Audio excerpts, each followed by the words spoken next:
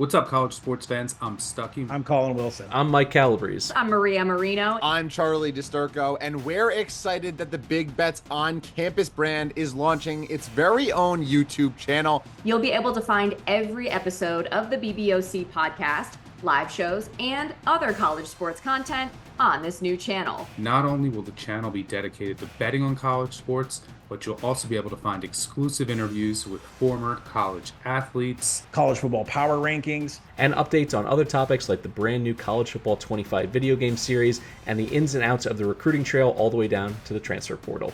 Whether you're into college football, college basketball, college baseball, or any of the college sports, we are the home for college sports, and BBOC is the channel for you. Make sure you subscribe so you don't miss any of the action. I'll see you there. Welcome to Running Hot, Action Network's motorsports betting podcast. I'm your host, Nick Giffen, predictive analyst here at Action Network. And joining me, my co-host, Stephen Young of Roto Grinders, better known as Stevie TPFL. And this week, we're talking bets for the Quaker State 400 at Atlanta Motor Speedway here on Running Hot. Last weekend at Darlington, Chase Briscoe won the Southern 500. He held off Kyle Busch on about a 12 to 15 lap run there at the end. Kyle Busch had a little bit fresher tires, but not a whole lot. So Chase Briscoe makes his way into the NASCAR Cup Series playoffs. Had Kyle Busch passed him, Kyle Busch would have won his way into the playoffs, but Kyle Busch finished second. Christopher Bell finished third, also on somewhat newer tires than Briscoe had, but a little less new than Kyle Busch had. So a lot of different strategies there at the end at Darlington, Stevie, because of the tires. So thoughts on the race, thoughts on the playoffs. It was like Darlington, right? It was the Southern 500. Like the first 400 miles of the race was everybody run clean, some strategy play out. And I mean, outside of Martin Truex Jr. on lap like 2, wrecking him and Blaney for the second straight race at Darlington. But Ryan Blaney just can't avoid issues at Darlington. But yeah, I mean, it was just, for me, it was Darlington, and Chase Briscoe was up there all day. Like Carson Hocevar qualified really well, but like he just didn't have the same type of speed as the guys that started inside the top 10. And like Briscoe ran top 5 almost all race. Kyle Busch was not a top 5 car. And I think like had it been like Kyle Larson and Kyle Busch's like scenario where he had like tires that were like 2 or 3 laps like fresher, I think he probably beats Briscoe, but I don't know if Kyle had a great car. They just had really good strategy, but I was happy for Chase, man. Like I'm bummed for Bubba and Buescher, but you got to perform throughout the whole entire season if you're going to try to get in on points and not win races. But yeah, very, very excited for Chase Briscoe and Stuart Haas having a chance to, win a championship here before they close the doors at the end of the year. Yeah, exactly. So, Chase Briscoe winning his way into the playoffs. Martin Truex Jr., like you mentioned, crashed in lap 2. There was a very small chance, that he didn't make the playoffs if guys like Bubba Wallace, Ross Chastain, and Chris Buescher all got a lot of stage points and then finished near the front while a new winner won, like Chase Briscoe. But ultimately, Martin Truex Jr. makes it into the playoffs. Ty Gibbs makes it in the playoffs, but Chase Briscoe misses the cut. Chris Buescher misses the cut, one of the other CBs. Bubba Wallace misses the cut. Ross Chastain misses the cut. Those were the other 3 trying to fight their way in on points. Everybody else had to win their way in. So that means Chase Briscoe claims the last playoff spot along with Martin Truex Jr. and Ty Gibbs on points. Real quick, playoff thoughts. Do you have any ideas on the playoffs, maybe to advance to the next round or to win the championship? I feel like we should also give a shout out to Tyler Reddick winning the regular season championship over Kyle Larson. Like 23-11 is still like within the first 5 years, and like they just won a regular season championship. So I think a proper shout out to Tyler Reddick and 23-11. They're doing great things over there. But yeah, I mean, overall, I think looking at the tracks that we have for this first round, I feel like we could have some wild card guys that we don't expect to do well. But overall, I feel like the favorites, in my opinion, are Tyler Reddick, Kyle Larson, Denny Hamlick, and Christopher Bell. I mean, those have been the 4 best cars, I feel like, on a wide range of tracks. I don't think we can necessarily like discount like William Byron and Ryan Blaney. But like you look at where Ty Gibbs, like he's had speed, he's way down points wise. He's going to need 3 really strong races every single round if he wants to get into the Final Four. Martin Truex Jr. just did not get a ton of stage wins, did not get a win this year. So like he's way down. So yeah, I mean, I think you're looking at those guys that have kind of stockpiled playoff points to make a run here. And like in the betting world too, like I don't see a ton of value in betting a championship winner because Larson, Bell, Reddick, Byron, Hamlin, Blaney just have so many more playoff points than everybody else that it's going to be tough to find value outside of maybe taking like a flyer on Brad Keselowski, knowing that like he's going to be good in these first 2 rounds. Yeah, definitely. I think, Denny Hamlin, you mentioned he should be one of the favorites. He should be, but this first round is precarious. We have Atlanta, which of course we're going to preview and talk about, give our bets for this week. We have a road course, Watkins Glen. Then we have Bristol, which had a bunch of tire issues in the first race here. And anybody can get caught up in somebody else's mess at Bristol, the way it's so tight and such a short track, half-mile track. So Denny Hamlin is sitting there at closer to 16th place in points than he is to first place in points because of the points reset. He has 2015 points. 16th place has 2004, right? So he's only 11 points above dead last, and he's 25 points away from the championship lead right now. So, the Denny Hamlin, Chase Elliott, Brad Keselowski, Ryan Blaney, they're in a little bit of a precarious spot in this first round, which is a bit of a wild card round. So I think for me, Tyler Reddick, Christopher Bell, Kyle Larson, definitely the favorites. I would almost drop Denny Hamlin that next tier with him, Byron, and Blaney just because of Hamlin's point situation here. But let's get on to Atlanta. Atlanta, a 1.5 mile track. It was reconfigured prior to the 2022 season, which of course was also the debut of the next gen car. So every Atlanta race in the next gen era has been on this new configuration.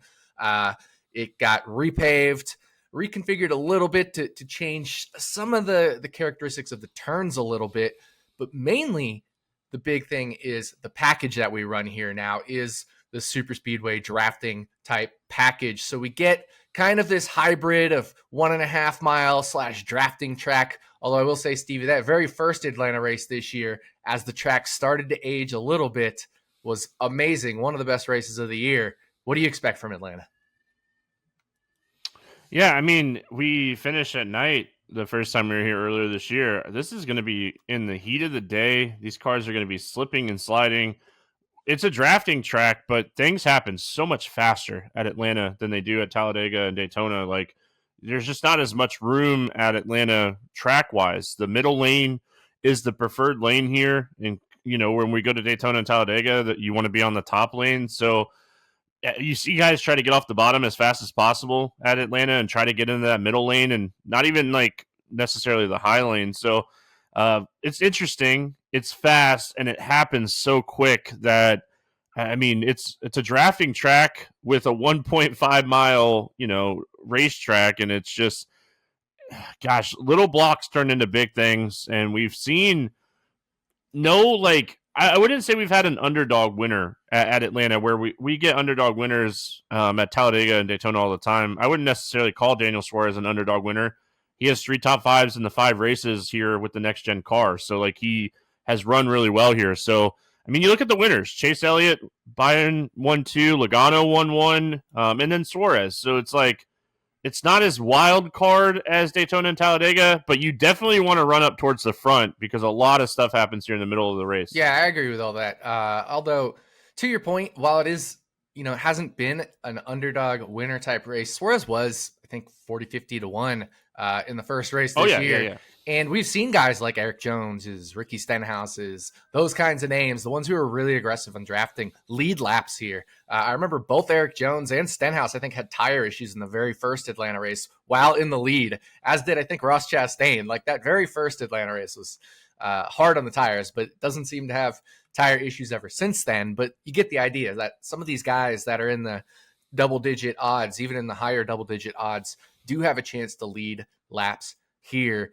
So I do think that'll be a little bit of the focus of at least my bets for this one. Any other thoughts for this race as far as like intangibles and or playoff drivers and how they're going to approach this race? I think you want to run up front. I mean, I just said it. The pack here is where a lot of the stuff happens. We see a lot of issues at Talladega and Daytona in the middle, but I feel like Atlanta, like looking through the data, a lot of the wrecks have come from the middle or like 3 or 4 rows back. So I think like if I am, Blaney or Logano or any of these guys, I'm trying to get to the front. Strategy doesn't come into play at Atlanta as much as it does at Talladega and Daytona. Even though the Xfinity race, we saw a ton of people run out of fuel earlier this year because of where the caution kind of flew. But I mean, overall, I am looking at this race as a super speedway type of race and drafting and trying to find value when it comes to betting. And I mean, I think there's a lot of it this week. I agree with you there. So let's get into those bets for Atlanta. As always, we're going to take you for a lap around the track here at Atlanta. That's 4 turns, 1 pick from each of us per turn before we drive in the victory lane. So we're going to throw the green flag on the Quaker State 400 and dive into turn 1. All right, turn 1, Stevie. Not going with a winner bet yet. Going with a matchup here. What do you got? Yeah, I have a head-to-head that I was like shocked. This one just like it shocked me to see. It's Ryan Blaney over Kyle Busch, and they're both minus 115. It's straight up. And I love the Blaney side of this one at minus 115. We look at Blaney on drafting tracks just in general. He's one of the best. I mean, I know Kyle Busch has done really well with RCR, and he's performed really well on these drafting tracks. But, I mean, no one has done it better than Blaney over the last 3 years on drafting and these type of super speedway type of tracks. So Blaney has the best average finish here. Him and Suarez have the most top 10s. I mean, he beats Kyle Busch in every metric that I looked at. So I'm taking pick 'em basically between Blaney and Busch and taking Ryan Blaney here. Yeah, I agree with you. I think Blaney, especially Ford, they're so good at qualifying in these high speed tracks, the super speedway package tracks. They've won every single pole. So Blaney's going to have that track position advantage almost surely to start the race. And that's where, like you said, that's where you want to be to potentially avoid some of these wrecks. And I'm right there with you. I think Blaney over Kyle Busch minus 115 is a good bet. For me, I'm going to go to Christopher Bell to win the race, plus 2,400, 24 to 1. You can get that at FanDuel. Look, here's the thing. Christopher Bell, when you look at his Atlanta stats, it doesn't look amazing. He has finishes of 23rd, 19th, a 3rd in there, a 23rd, and a 34th. But that 23rd, the very first one that I mentioned, he finished 2nd. He just went below the yellow line, or the white line, I guess, at Atlanta, and got penalized to the tail end of the lead lap. But he actually finished 2nd in that race. So he has a 2nd and a 3rd, essentially, at this track in 5 races.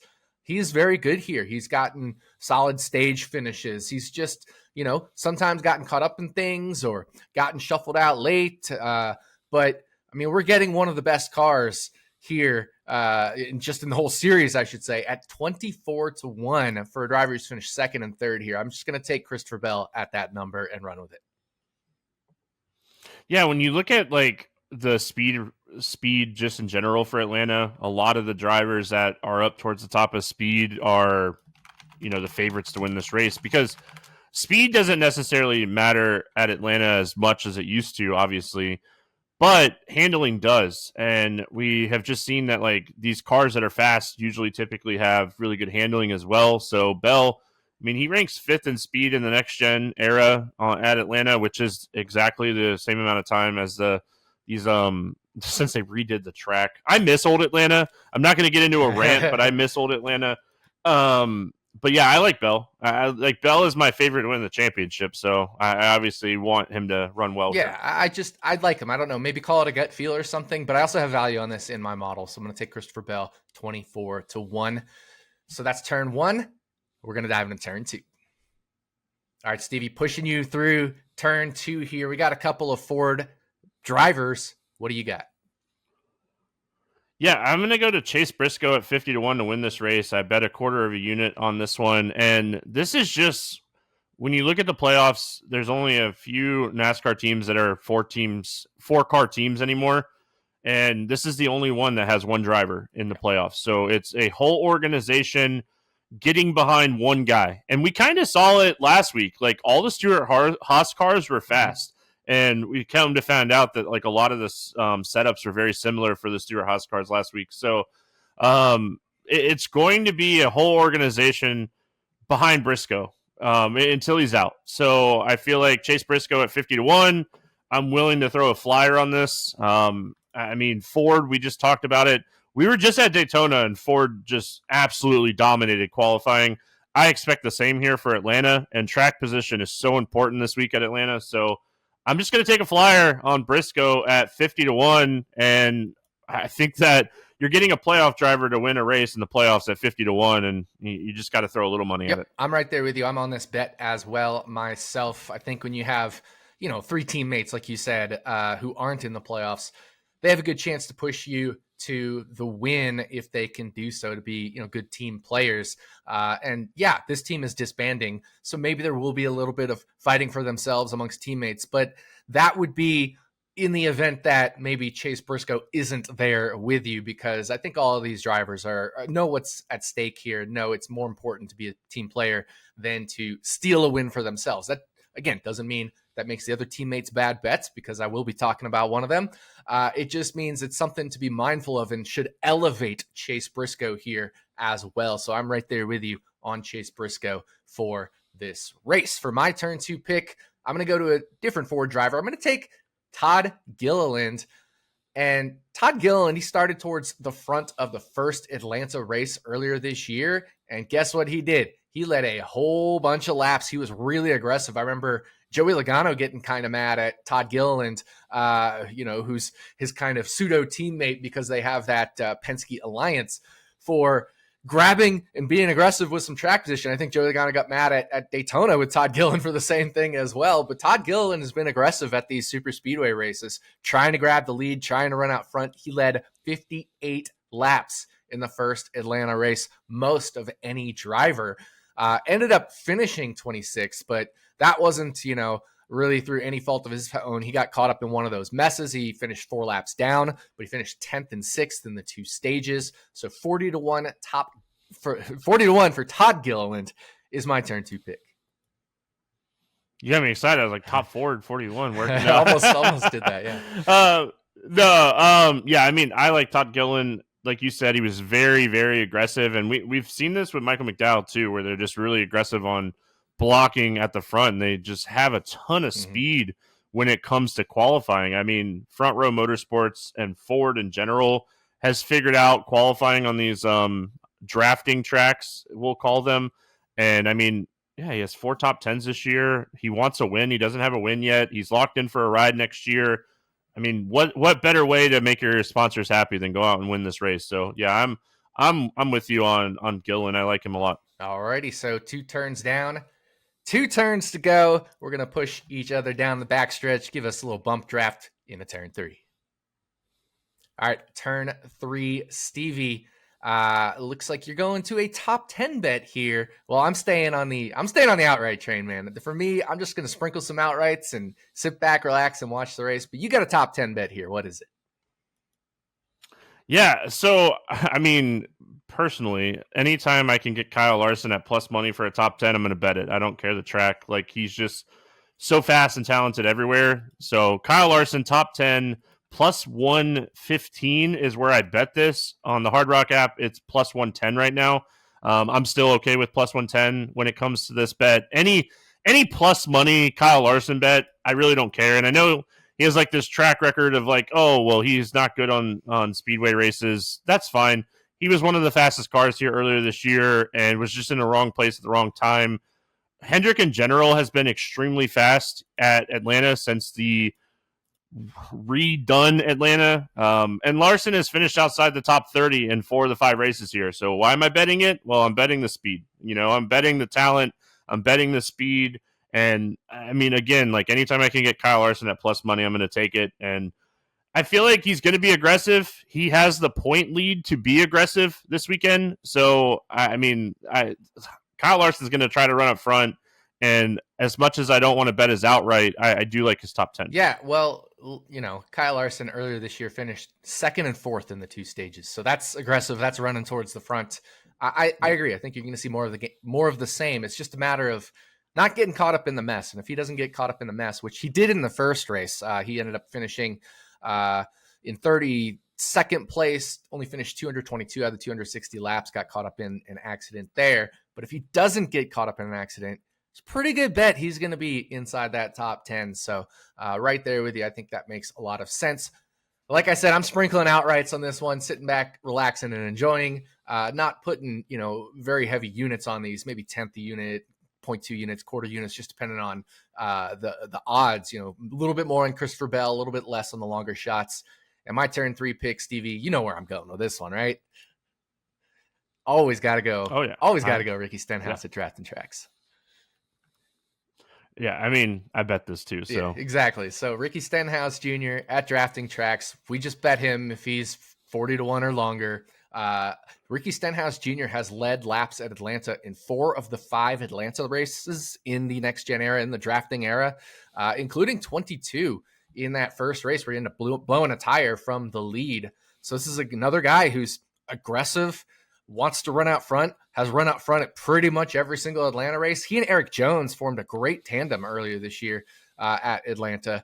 So I think Ricky Stenhouse Jr., 50-1, too long for the type of driver he is. He doesn't give a damn about the drivers in the playoffs. He wants to go out there and win on his own, right? He has no teammates, so he doesn't care. He's not trying to push anybody to victory. He's just going out there to try to win it himself. Finished 6th earlier this year. Ricky Stenhouse Jr., 50-1. I'm always in. Like you said, anytime we can get Stenhouse 40-1 or better. It's kind of like last week. Like I was going to bet Eric Jones if he was 40 or 1 to better, and like he was 66-1 when I bet him, and he had a lot of speed at the beginning of the race and was running really well. It's just you trust these types of guys when they're at these types of racetracks where they perform well at. And his finishes are going to be all over the place because he's super aggressive. I mean, he's finished top 10 back-to-back races here. He's going to be aggressive.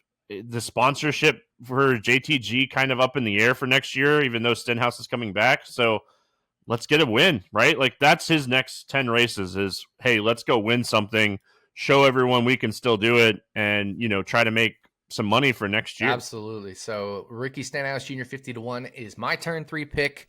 Stevie's turn 3 pick, Kyle Larson, top 10 finish, plus 115. That only leaves one more turn before we get to the checkered flag, and that's turn 4. All right, final turn, Stevie. Another top 10 bet for you, and it's another driver we're always on these types of tracks, and I'm right there with you. What do you got? Yeah, Eric Jones at top 10 here at plus 325 is something that I really like. When we're looking at Eric Jones on these drafting tracks, he's always someone that performs well. And when we're looking at plus 325 for a top 10, I was like very, very excited for this one. I mean, this is a guy that has an average finish of 12.4 over the 5 races here with the next gen car. So he has 2 top 10s. He has 4 top 15 finishes. Absolutely love this one for Eric Jones. I mean, he's another guy like, yeah, sure, he could potentially help some of his Toyota teammates, but they haven't been very helpful for him this year. So I think like Eric Jones, John Hunter, they're going to go out there and, try to win this race. And I think a top 10 at plus 325 is definitely something I want to get in on. Yeah, I'm right there with you. This actually may be the one bet I make that isn't an outright bet or maybe a top manufacturer bet. Eric Jones, top 10, plus 325. If you don't have the plus 325, there is plus 300, plus 275. I'm fine with both of those prices as well. You mentioned it, just a driver that always seems to run towards the front and be aggressive at this track type. 2 top 10s, like you mentioned, out of 5 starts. That's a 40% top 10 rate. That would be plus 150 if that was his long-term average is fair value. So there's a long way to go towards plus 325. So Eric Jones, top 10 finish. I think I'm going to be on this one with Stevie. I haven't officially made it yet, but maybe once we get through some Thursday night football, I'll end up making that bet with you, Stevie. So my final turn pick here is something I alluded to. I'm going to take Chase Briscoe's teammate to win. Now, I'm also on that Chase Briscoe to win bet with you, but I'm also going to take his teammate Noah Gragson at 60-1. I mean, this is ridiculous for another driver that's just crazy aggressive. Noah Gragson, we've seen how aggressive he is. Actually, as we're recording this, he has since lengthened to 65-1 at Caesars. So if you have a chance to bet the 65 number, go bet that. But Noah Gragson, he's a guy, we talked about him for the Daytona race. I gave a bet on him. He's a guy that has run inside the top 3, top 5 in some of these super speedway races. I think he had a 6th place finish. It was with the Beard Motorsports car a couple years back. He was contending for a win at Talladega in the Legacy car last year, that number 42 that John Hunter Nemechek is driving, 3rd at Talladega earlier this year, 9th at the Daytona 500. So this is a guy who is very aggressive at super speedways, has multiple drafting track wins in the Xfinity series. So I'm going to go Noah Gragson to win this race, 65-1. I don't care what that price is. If it's in the 50, 60, 70 range, I'm betting any of those numbers because Noah Gragson is very aggressive here. And if he doesn't have Chase Briscoe hooked up to him, he's going to be selfish and take that win for himself. Very much so. I'm with you on this one. I was telling you pre-show that I think just seeing you have this on there made me want to bet it. So I officially bet it. I'm in. And one thing that came out that was great from media day over the last couple days is that Gregson's going to have the mirror setup for Briscoe. So the championship car, Gregson's going to have the exact same setup, and they're going to be trying stuff with Gragson. Doesn't matter as much this weekend at Atlanta because, there's no practice, but I think it's good that they're bringing a championship playoff car type setup with Gragson each week, and I think he's very aggressive, like you mentioned. So, yeah, I'm in. Yeah, there you go. So those are our turn picks, turns 1 through turns 4, meaning we've completed the Quaker State 400. That means there's only one thing left to do, drive into victory lane. We both love this pick, Stevie. I knew you would like it. I put it in the outline. I knew you were going to say, let's make this the victory lane pick. What is it? Yeah, we're going to our boy, Bubba Wallace, 31-1 to win this race. Drafting track and Bubba, people will say, well, Bubba can help his teammates. Have you ever watched him race at a super speedway? He is selfish, which is exactly what you have to be to win at these tracks, and that's why he has a super speedway win, is because he's selfish. It's why he runs up towards the front, because he's selfish. He takes the runs, he pushes the people that need to be pushed. He doesn't care if it's a Chevy, a Ford, a Toyota. Bubba Wallace is aggressive on these racetracks, and anytime you can get Bubba Wallace with a 3, with 4 numbers, 30-1 or better, I'm in. So, yeah, this was an instant bet for me when the lines opened this week, and I know he hasn't won in Atlanta. Finished 5th here earlier this year. He's had plenty of opportunities. He runs up towards the front. Bubba Wallace 31-1, victory lane, and hopefully popping some champagne after a very disappointing miss to the playoffs for Bubba Wallace. Absolutely. I love this bet. 31-1. Bubba's going to be aggressive. Bubba wants to win. Disappointing season in terms of the win column and missing the playoffs. So this would validate, a little bit more of that season for him. So I think he's going to be selfish. Unless, he has Tyler Reddick or Denny Hamlin right there. Maybe he pushes them to win to get them to the next round. Maybe he even takes it himself. I don't know. But I love Bubba Wallace here. We talked about that race where Christopher Bell finished 2nd and then got penalized. Bubba Wallace was actually running around 2nd in that race, and Ryan Blaney kind of gave him a bad bump. Bubba maybe threw a little of a block, but they kind of got squirrely there, and Bubba ended up falling back from what was a potential push to the win there in that very first Atlanta race back in 2022. So, that always sticks with me. Bubba Wallace has been so good here. Finished right behind that 3-wide finish earlier this year at Atlanta. So give me Bubba Wallace 31-1 as our victory lane pick. And that is going to do it for the Quaker State 400 episode of Running Hot, Action Network's Motorsports Betting Podcast. We'll be back next week as we talk bets for the Go Bowling at the Glen at Watkins Glen International. On behalf of my co-host, Stephen Young, thanks again for listening. And we'll see you back here next week on Running Hot, from Action Network.